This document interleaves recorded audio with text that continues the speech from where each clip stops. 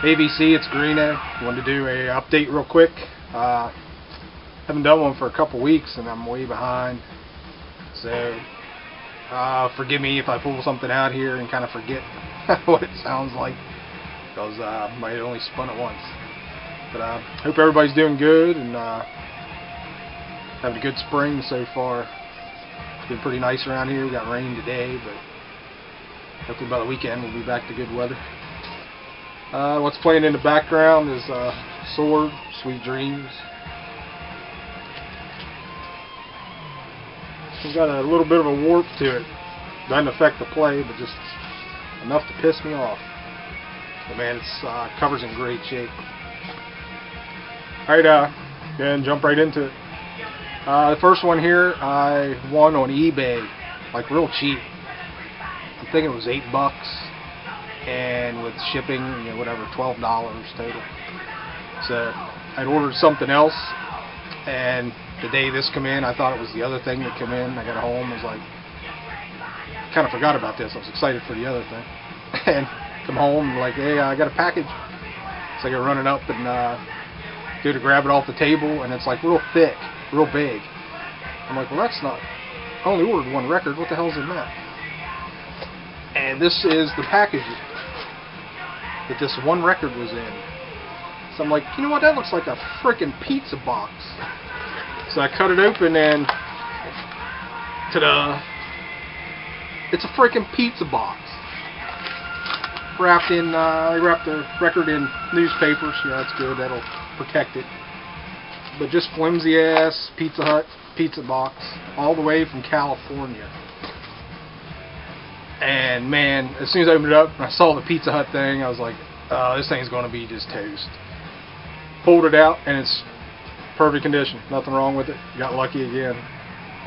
But like I said, I found this on eBay, just poking around on there, and I think I was the only bidder on it. It's a freak of nature, and it's autographed, which, to be honest, I wish it wasn't. Don't really care for a bunch of writing on the cover. But this is from '93 on Music for Nations, and this is Mike Tramp, singer for White Lion, his band after White Lion. It's pretty good, not bad at all. I'd never heard this. I think I'd heard of them, but by then, by '93 or so, I wasn't paying a lot of attention to a lot of the more hair bands, whatever you want to call it. Okay, so I got that, and this record, I don't think I've shown this yet, but this is what I thought had initially came, and I think it came like the next day. But it's the new Cadaver, Abracadabra. And this is the import on green vinyl, which I won't pull out. We've all seen just standard green vinyl. This was limited to 500, and this is number 57. I definitely prefer the first album a little more than this one, but I need more time with this, more spins, so definitely like it though. So got that from Doom.com, of course. This next record, for Record Store Day, this was the only record I really wanted to get, and come find out, I believe it was only released in the UK. I saw Pudsey. I was bored at work one day on lunch and looking at my Facebook thing on my phone, which occasionally I'll do, and Pudsey had posted he had picked this up, and that's how I knew it was coming out. So I'm like, well, I gotta get that. And I got looking around, and I don't believe this was released in the US, only in the UK, but Doom.com had it, so I went ahead and grabbed it. It's the Rainbow live in Munich, 1977. It's a 2 LP gatefold, and this is great. I mean, I've had the DVD since it came out. It's on a beautiful red splatter. And both vinyls pretty much look the same. But this is on back on black. And like I say, I've had the DVD since it came out, and it was a great show. And This is killer. Really happy to get that. I didn't think I would be able to. Like I said, I picked up the Dust album, not even knowing that was a Record Store Day release. And I looked for the Rainbow, couldn't find it in a couple shops I went to. And then I looked around, and like I said, it sounded like it was going to be UK only. But Doom.com, man. Next thing, found this the other day. Kind of picking up more of his albums. A few here that I'm kind of missing. It's David Bowie, Hunky Dory. It's really nice shape. Still in the shrink. And somebody bought this at Waxy Maxi's March of 1975 for $5.79. Anybody on the East Coast around DC remember Waxy Maxi's? They were like the dominant little shop in this area. Cool album.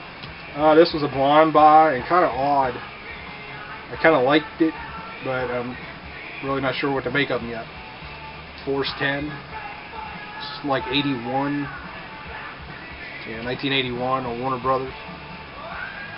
And it's got touches of like AOR, maybe a little bit of new wave and prog even. It's just kind of an odd album. I thought it was going to be straight up AOR, but it's not. It's very interesting. I haven't looked them up at all. For all I know, somebody is in that band. But like I said, blind buy, just checked it out. Excuse me. This was just filling a hole. REO Speedwagon, Lost in a Dream. Just typical 70s REO Speedwagon before they went huge. This is from 74. This album I've seen a number of times, just never picked it up for some reason. The front looks cool, the back I wasn't too sure about. But then LJ said he had picked it up and he really dug it, so I went ahead and tried it. Found a cheap copy. Hanover, Hungry Eyes. Alright, we're back. I gotta remember to turn my phone off. Alright, like I said, LJ was telling me this is a pretty good album, so I grabbed it. Hanover, Hungry Eyes. And I'd seen it before. Cool cover. Back cover, maybe not so much. But just always passed on for some reason. It's a cheap pickup usually. But it's pretty cool. It's got some AOR and some hard rock on it. Almost, you know, virginal metal. You know, 80s hair metal kind of stuff. But definitely interesting. I like this album. Next, Phil Lynott, Solo in Soho. Good album. Definitely not Thin Lizzy though. It's okay album. Some 90s stuff I was pulling out when I showed the Nirvana the other day. Nevermind. Got into like a 90s thing. This is Tad. It's a 12-inch single for Wood Goblins. And the B-side was Cooking with Gas and Daisy. And this is an import on Glitter House. They were on Sub Pop, of course, in the US. And this is from Germany. Yeah, West Germany. Wood Goblin's a great song. Tad was a cool band. Yeah, if you dig grunge, never heard them, check them out. Actually ran into two of those within like a month or something. Grabbed both of them. I already showed the Nevermind. It's kind of what got me started pulling out 90s stuff. Got Mother Love Bone, Shine. This was the EP. What year was this? 89. Mother Love Bone was a great band. And if anybody doesn't know, Andrew Wood, the singer, died, heroin overdose, and basically Pearl Jam kind of come out of this band. Mother Love Bone was always, to me, the better of the two bands. I liked Pearl Jam to begin with. Kind of lost me after a while. Mother Love Band was a great band, and I kind of wonder what would have happened in the 90s if Andrew Wood hadn't have died. Might have been a little bit different. Yeah, I think they were on track to be a really big band. It's kind of a shame. Next, Rage Against the Machine, their first album. It's an original. Found this a while back. And this album just one of those albums that stops me in my tracks. I love this album. Makes me think. This was like the last great protest album, I kind of think, you know. It's just a great album. First time I heard these guys, I'd never heard of them before, and I went to Lollapalooza. And I think Alice in Chains and Primus were the big bands, and these guys come out, I've never heard of them, and I think most of the people there had never heard of them. They started their first song, and everybody kind of started getting into them, and by like the halfway through the second song, it was just mayhem, man. I mean, people were going nuts, and I went right out and bought this on CD, and just have loved this ever since. Powerful band. And what kind of kicked off the whole 90s thing that day was picked up a reissue of Quicksand, Manic Compression. This was a great band. This was their second album from 1995. The first album, Slip, was me. I like it better. I was talking to Fitzy about this album, and he said he had a copy also. This is a great pressing of this album. Sounds really good. And you know, I mentioned I like Slip better, but he said he liked this one better. It might just kind of depend on when you first got into them, but they're both good albums. This is really good. A couple guys from Gorilla Biscuits, hardcore band, kind of migrated out and started this band, Quicksand. Next is Chris Robinson, Brotherhood. I believe this was the second one of the two new ones, or the two releases. And The Magic Door is the name of this one. This is great. Both albums are really good. I mean, if you dig the Faces and the Black Crowes and the whole thing, he's not that far from the Black Crowes, but yet it's still different. Worth checking out. This is a double vinyl, 45 RPM, and tell me why. I mean, this is a great package. The vinyl is beautiful, killer pressing for like $17.99 at FYE, which is a mall store and it's expensive to begin with. But why can these guys put this album out for 18 bucks, but yet whatever, the new Alice Cooper is 30 or 35? Yeah, I mean, there's only one way to explain it, and that's gouging. And this is incredible. It's just a really good album, really good package, pressing, the whole nine. And for 18 bucks, you cannot get it wrong. I picked up both of them at the same time for $17.99 a piece at FYE.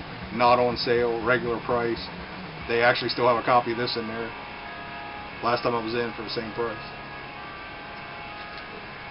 Next, Pot Liquor, Levy Blues. I may have showed this, can't remember. But I have another album by these guys. I think this was their second. Just kind of good bluesy, 70s rock for a year. It was early 70s if I remember right. Found this at Jerry's up in Pittsburgh. But dug that.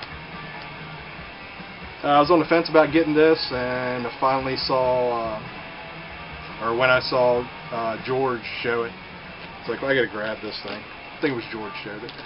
Somebody in the VC, I'm pretty sure it was George, showed it, and I was like, I could grab it. I'm glad I did, because it's really good show. It's the Rolling Stones, Some Girls, live in Texas, 1978. And this also, it's a double also with the DVD of the show. And had this for a while, finally got around to cracking it open in the last couple of weeks, checking it out. Really happy with that.